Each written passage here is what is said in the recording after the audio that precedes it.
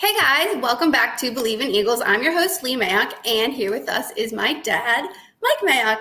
Hi Dad, how are you? I'm good, honey. How are you? I'm good. I feel like I haven't talked to you in a while. Does that happen to be a Boston College sweatshirt? Eagles proud. Eagles proud. I'll tell you what, I don't stay up late, as you know, very much anymore, but I watched every play of that damn game, and I thought BC looked like the old school BC Eagles. On offense, they dominated with the run game, big, physical, strong. The quarterback played well, and on defense, disciplined, tackled, physical. I was on that chat, my text chat with all my BC teammates. Yeah. Oh, yeah. So, guys, if you don't know, my dad played at BC, and all his besties, they have such a good group. They're all best friends forever. All the former players, they get together like every year. So I had a feeling that your group chat was popping off.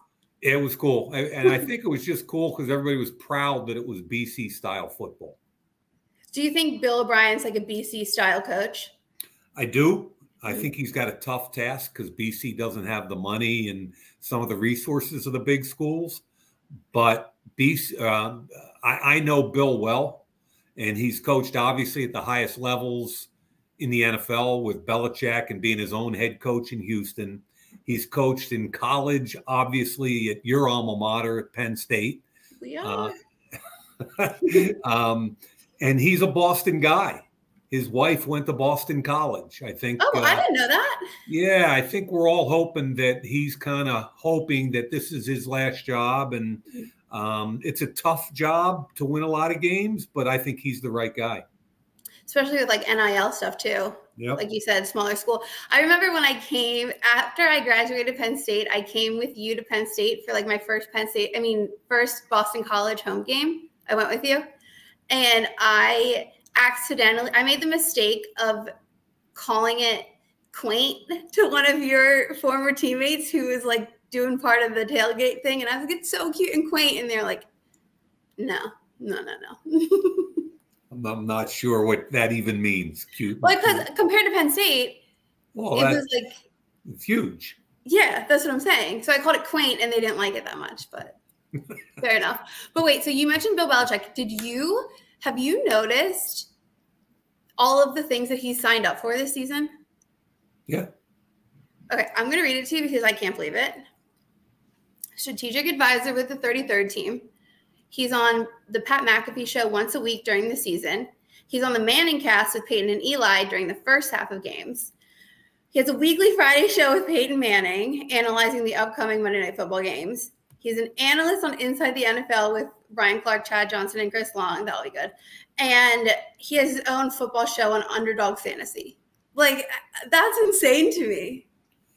Here's what I think. And you know I played for him 100 years ago with the Giants, and I know him pretty well. Most of the country doesn't really recognize Bill as far as how smart he is, how funny he is, how sarcastic he can be. So sneaky funny. So Bill, what I think, this is only my own opinion, has nothing to do with anything that I would know. I think he loves football with a passion, and he's going to throw himself into this media thing as hard as he can. And if he loves it, he stays in it. And he's going to be really good. If anybody saw Nick Saban the last 2 weeks on College Game Day, Bill will be similar. He'll be very informative. He'll be a great teacher. Yeah. People are going to love, and a little bit funny. Yeah. Sneaky funny. People are going to love Bill in that venue. So if it scratches the itch enough for him that he's talking with his football guys and he's okay, then maybe that's what he does. But if the other half of that is, I think he'll present so well that several NFL owners are going to look at him and say, why wouldn't he be our head coach? So I think Bill will knock it out of the park, and either way, when it's over, he'll be able to deal from strength. And you think that he would consider coaching again? I don't know. I'm just saying that I thought some teams in the last hiring cycle should have tried to hire him. Yeah. And I think if Bill wants to coach again, I think he'll have the opportunity. Yeah, me too. What are the odds you think that he'll actually like the TV stuff? He'll be really good at it. He'll be awesome at it. Yeah. I just wonder if he'll like it. And certain things will frustrate him. Like people being late for meetings. I was going to say the preparation around him. Yeah. Yeah. When I was at NFL Network and we hired former NFL coaches and college coaches, it always drove them crazy because, like, if there was a meeting scheduled for 8 a.m., the only two people there would be me and the coach. and at about 8:20, people would start rolling in looking for coffee. And if we were lucky, about 8:45, it would start. And this is not a reflection of NFL Network. This is it's everywhere. Trust me, I know. I'm on the other side of it too. And what we end up doing on like the production side of it is we don't want to disgruntle the coaches or the on-time people anymore, and we don't want to reward the people that are late. So when it's like we need to get cars for people to take them to the next spot, we're like meeting in the lobby at a hotel and we're taking them over to whatever. We don't even think twice about it anymore. We would get one car for the on-time people and another car for the late people. It's better than upsetting a coach. They just get frustrated because they're used to kind of in their autocratic ruling, whatever they want done gets done. Is that like a dictatorship? Yeah, it gets done. And now they're in a production meeting, say, hey, can I get blah, blah, blah? And somebody will look at them and go, yeah, I'll get you. You'll have that by Wednesday. And they'll be like, freaking Wednesday? How about in an hour? Because that's their world. Yeah. So anyway, that'll be interesting to see. But he's going to be so good. He'll be awesome. Yeah. Maybe he'll have you on his show, one of them. I doubt it. That'll be cute. Maybe he wants me on his show. Mm-hmm. That'll be cute too. Maybe. Actually, do you remember I told you the one time, like later in my adult life that I met Coach Belichick? I was working Thursday Night Football and I said like hello to him and tried to be normal, and I had never sounded like more of a dud. Like I was so starstruck for some reason, and I don't think that's ever happened to me before. I was literally like, hey, like he was being so normal and nice. There was 8,000 other things I could have talked about, and I was like, yeah, this weather, it's pretty cold. I was such a loser. That can happen with big name people. Yeah, I was a loser, but it happens, I guess. What else have you been up to? I really feel like I haven't seen you in a while.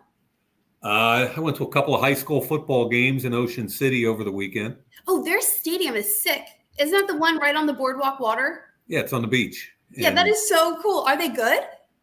Well, actually, what they do is every year they have this big kind of high school tournament over Labor Day, and some of the best teams in the country play.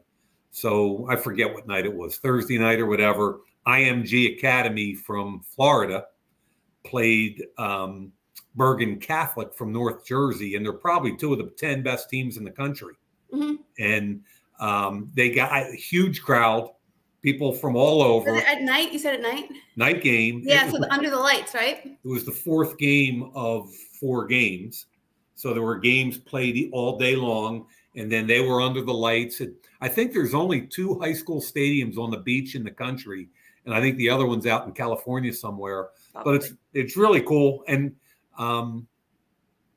it was just kind of kind of an awesome. It was fun to watch, and then the next night, Malvern Prep played LaSalle in Ocean City.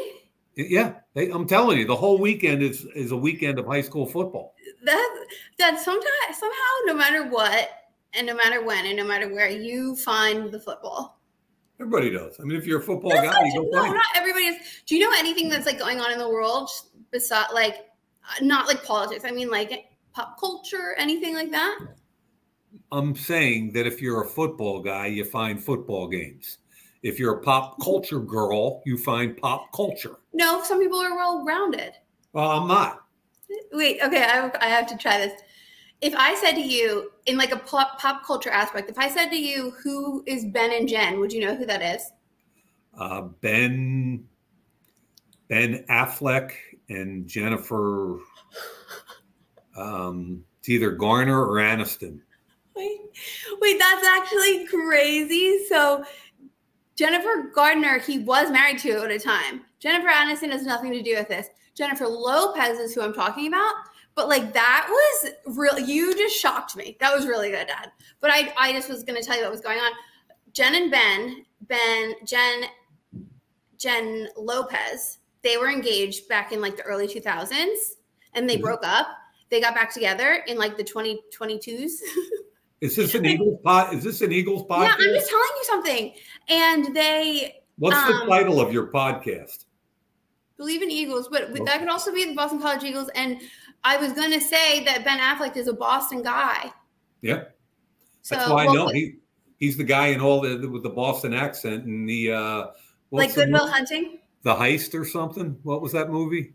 Well, he's in Good Will Hunting and The Town. The Town. That's yeah. That was good. That was a good one. Yeah, and he likes sports and he likes coffee and he doesn't like being bothered. So I felt like you might like him. He does have a substance abuse problem though, but I think he has it under control. I'm sorry, I haven't talked to you in a while. I just like to catch up with you. God, I'm trying to help you be more well-rounded. Well, that'd be good. Honestly, that was good, though. I'm shocked that you even knew what I was talking about. Nicely done. Okay, this week's pop culture moment brought to you by My Dad Hates This. So, anyway, the Eagles are taking on the Green Bay Packers in Brazil this week. I feel like we have been talking about this game all off-season, all preseason, all training camp. Huge matchup. What are we looking for in Kellen Moore's offense and Vic Fangio's defense? Like, what's sticking out to you? Well, I mean, first of all, it's cool for me because I get to do the game. Yeah, you're doing it for Westwood One. Doing it for Westwood One. But not Brazil. Not in Brazil. Not in Brazil. So I only have to drive from my house down to Lincoln Financial Stadium, and we're going to get a direct feed. And actually, the Eagles broadcast team's not going either. So Merrill Reese and Mike Quick will be right next to us doing the game. Oh, that'll be fun for you. Yeah. I always love seeing those guys. But as far as the game itself, it's really because this morning I watched the Eagles against Tampa Bay in the playoff game last year, which is the last game they played, obviously with different players and coordinators. And that's about as sobering a game tape as I've ever watched. You forget how bad they were at the end of last season. I mean, they went from 10-1 to losing 5 of their last 6. And then maybe playing as badly as I've ever seen Eagles team play in that playoff. God, we know. Why are you dredging this up? Because I'm trying to establish a foundation for where they're coming from. Okay. And they fired the 2 coordinators. You and I have talked about Vic Fangio. They didn't fire them, right? Yeah, they kind of did. They let them go. The defensive coordinator moved on, right? Or am I making that up?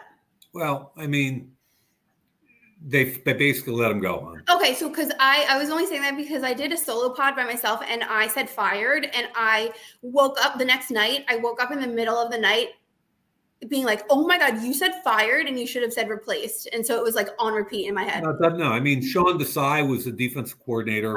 He was in his first year. After whatever week in the season, they decided to replace him with Matt Patricia, who was a Bill Belichick guy, and then the head coach in Detroit, was there as a consultant, and it didn't get any better. Right. And the defense was really hard to watch in that game, but the offense, oh my gosh, it was just that bad? Tampa Bay blitzed them out of the stadium. It was as bad as I ever saw their offensive line play. A.J. Brown was hurt. The only guy that played well on offense was Devontae Smith. And outside of that, it was awful. And Jalen Hurts really didn't have a chance, to be honest with you, the way they got blitzed. But that's my way of starting our conversation about this year's Eagles, which is kind of, okay, new offensive coordinator, Brian Johnson out. And I think probably the coach in the entire NFL with the most pressure on him would be Kellen Moore. And the reason is he's got to get Jalen Hurts playing like he did in that 22 Super Bowl season. He's got to help Jeff Southland, the offensive line coach, fix all the protection problems because teams were blitzing the crap out of them last year and they had no answer for it. Mm-hmm. And if the Eagles don't play well on offense, then this whole staff could be in trouble. So there's pressure on everyone. I think there's a lot of pressure here. And my point to you and why I kind of phrased it this way, hon, is that they played so poorly at the end of last year. And everybody knows they've got a lot of talent. Mm-hmm. This is one of the most talented teams, I think, in the league. Yeah, the roster is crazy. When you just read the roster, it's crazy. Yeah, I mean, but here's my question is if things go really bad early, a fumble, an interception, 3 and outs in a row, how are they going to respond? Okay, because the end of the year was really bad. I think they're going to be fine, to be honest. Yeah, and honestly, I was going to say I do too, just because watching their chemistry now, and I'm talking off the field, like you see an interview with like AJ Brown and they're asking him about football, and out of no, AJ Brown will be like, yeah, that was good. But you know what? I've got to talk about my man, Darius Slay. Like, have you seen him? He's killing it. He's stepping up. So all these interviews with these guys, and they're bringing up positives about their teammates. And I think that you can't really fake that. And I think that helps more than people think it does. I think that stuff is easy when you haven't lost a game yet. Oh. I think, no, and I'm not discounting that. Culture is critical, honey. I'm not discounting that at all. My point is, when it gets hard, are we still doing when things get a lot harder, that's when I want to hear him talking about Slay.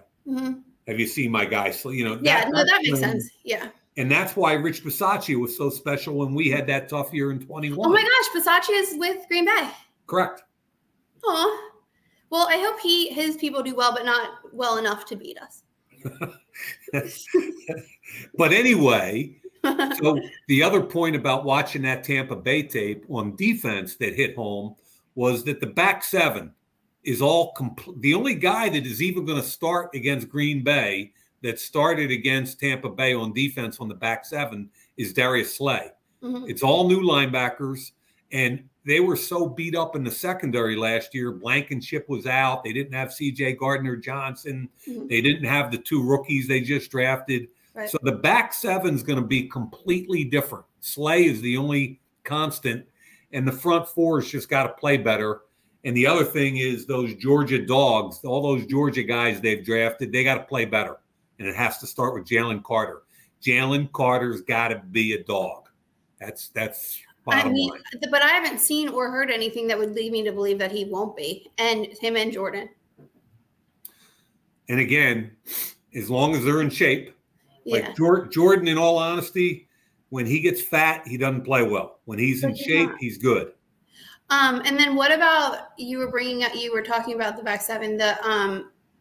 Right before we started recording this, Devin White was ruled out. He's not even traveling. How will that affect the team, and what are they going to do to make up for it, if anything different? I think Zach Bond and N'Kobe Dean will play a lot of downs, and I think Jeremiah Trotter has been real solid too. So I think. Are you so happy for him? Yeah. I love it. His dad must be going crazy. It's a really cool story. Yeah. But so you don't think it's going to be that much of a. Well, I mean, I was anxious to see Devin White play and see whether or not. I mean, he's still a fairly young guy, and last year people kind of were all over him, and so I was anxious to see him play. And you know, he's got an ankle, and it's going to take a week or 2 or whatever more. But it gives, what I think is cool is it gives N'Kobe Dean and Trotter some opportunities to lay stake to that job. And I think that's the more these young kids play, the better the Eagles are going to be ultimately. The Green Bay Packers have a new defensive coordinator, right? BC's old head coach, Jeff Hafley. Okay. And so I wanted to ask you, how much do you think the Eagles will try to, like, I don't know if this is the right word, extort that? Is that the right word? No. Because what's the right word? Exploit. Yeah. I knew it was a little bit wrong. I'm going to extort those guys for everything they've got. But I was going to say, because it's a new defensive coordinator who came from college, isn't that something that you want to try to kind of attack as much as possible, or no? Is it not that much of a difference? So Half's background is before BC. He was a year at Ohio State. And before that, he was with the San Francisco 49ers and the Cleveland Browns. He was mostly an NFL guy. He's very experienced. If I'm Jeff Hafley and I watch the tape I watched this morning, I would blitz the Eagles from the moment I got into Sao Paulo, Brazil. I mean, seriously, I would make the Packers prove to me. The Eagles were 0 for 9 on third down against Tampa Bay. And Tampa Bay brought 5, 6, 7 guys. If I'm Jeff Hafley, your Eagles are going to have to show me that you can block all my pressures because I'm coming. I mean, you don't think there's any way that they don't know that, though, right? Yeah, like, they're ready. The Eagles knew it last year, and they couldn't handle it. But my point is, yeah, they had gone through a lot. They have a fresh slate. Yeah, they didn't have A.J. Brown, and they're healthy up front, but they don't have Jason Kelsey. They got a new guy calling pass protections along with Hurts. So one of the things I'm most intrigued about in this game is and again, I'm not being negative. I'm just saying, how do the Eagles handle pressure?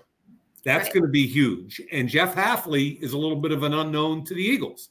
So what kind of pressure will he bring? The Eagles, I'm sure, are watching San Francisco and Cleveland tape from the old days just to get a feel for what Hafley might do. He brings a little bit of a different look than what the old defense coordinator Joe Barry brought the last few years in Green Bay. So it's a little bit of an unknown for both sides. For both, yeah. And then on the other side of the ball for Green Bay, Jordan Love. Yep. I feel like everyone all of a sudden, and maybe it's not all of a sudden, maybe it's just me paying attention. All of a sudden, people are so high on this man. And like, I love him, no pun intended, of course. But like, to me, he's like strong, tall, fast. He looks the part. He's confident, but he's humble. He just got married this offseason. So to me, that means he has a solid foundation. I think his name brings a lot of star power. Jordan Alexander Love, just love it. So all of those things don't mean crap on the field, basically. So so what I want to know is, with all these people being so high on him, what are the real reasons that they are so high on him right now, already? You got to understand the background here, right? And the first time I watched him on tape, I was with the Raiders, and he was at Utah State. And I was like, wow, he's got a whip for an arm. He can push it downfield all 3 levels. His talent was pretty easy to see at Utah State. He was very, very raw. So when the Packers took him in the first round, I think it was in 2020, Brian Gutekunst, the GM of the Packers, took a lot of heat. They traded up to get a quarterback when they had Aaron Rodgers already. Right. Aaron Rodgers didn't he didn't like it. Yeah, it was drama. Green Bay took a ton of heat. And the kid sat on the bench basically for 3 years, which he needed. He needed because he was very raw. He learned the offense. He sat behind Aaron Rodgers. He got a good feel. And then last year, they weren't really sure what they had. Right.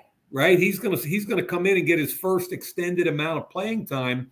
And his tape in the beginning of the year looked a lot different than his tape at the end of the year. Okay. And in the last half of the season, he threw 18 touchdown passes and 1 interception.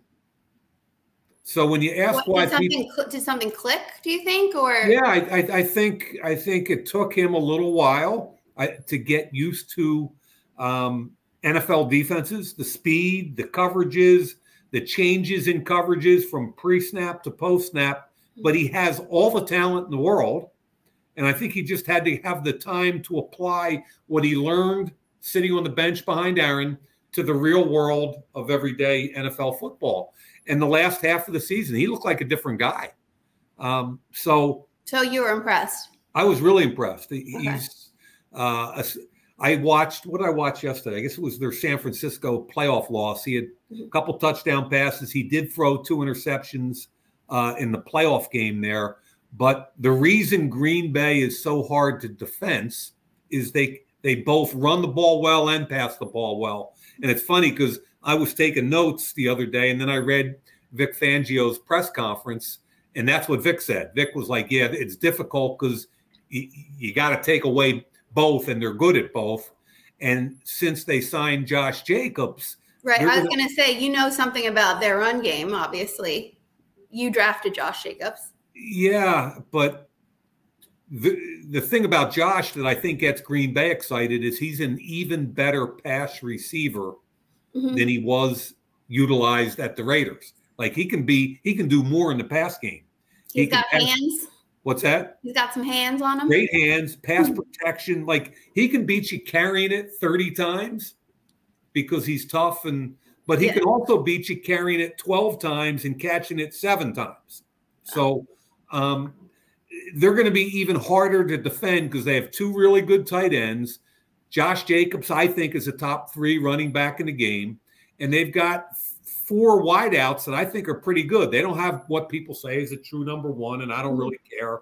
They got 4 pretty good ones, and they got an underrated offensive line. So you got an ascending quarterback, a good offensive line, 2 really good tight ends, a running back, some good wideouts. It's going to be a real challenge for a very, very young Eagles defense. Yeah, so you're saying it's going to be tough. It's going to be a challenge. I mean, on paper, it's 2 of the better teams in the NFC. Okay, so then what's your score prediction? Who do you have winning? I don't do those things. Dad, come on. No. I bet you Bill Belichick would. Oh, really? I don't care.